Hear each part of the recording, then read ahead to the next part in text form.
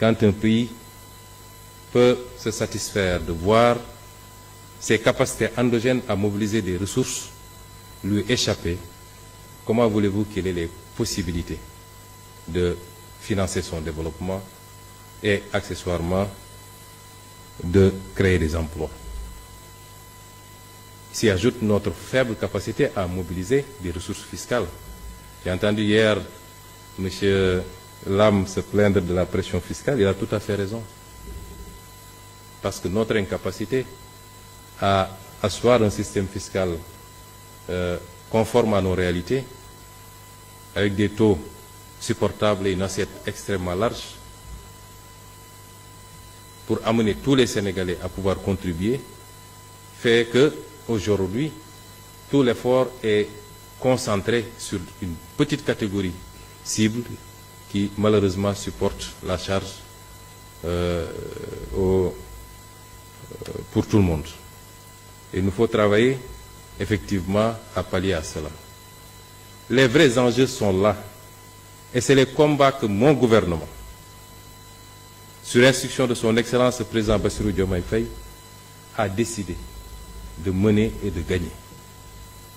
C'est ça les vrais enjeux. Et nous aurons souhaité que l'ensemble des Sénégalais, ou l'écrasante majorité des Sénégalais, comprennent ces enjeux. Parce que c'est des paris sur le futur. Mais c'est déjà un défi par rapport au présent. Et c'est pourquoi nous avons parlé de pacte autour d'objectifs fondamentaux, dans une gestion transparente, où tous les acteurs de ce pacte pourront avoir toutes les informations dont ils ont besoin pour apprécier les capacités réelles du gouvernement, des disponibilités réelles de l'État, et qu'ensemble nous puissions appliquer les idées que nous venons de lire ici. Parce que sans les moyens que nous devons mobiliser, nous ne pourrons pas appliquer ces idées. Et c'est pourquoi nous avons besoin de tout le peuple sénégalais. Nous allons lancer des discussions pour renégocier ce qui a été mal fait et pour faire de sorte que l'essentiel des richesses de ce pays puisse profiter au pays, y compris le rapatriement des devises qui doit pouvoir servir notre balance. C'est un combat que nous ne gagnerons pas sans le soutien de tous les Sénégalais. Parce que nous le menons contre des mastodontes dont vous ne pouvez même pas imaginer les capacités. Et c'est quand on parle de sainte alliance autour des intérêts stratégiques de ce pays, c'est de cela qu'on parle. On ne parle pas d'alliance politique. Il y a un temps pour la politique et un temps pour se consacrer à l'intérêt national.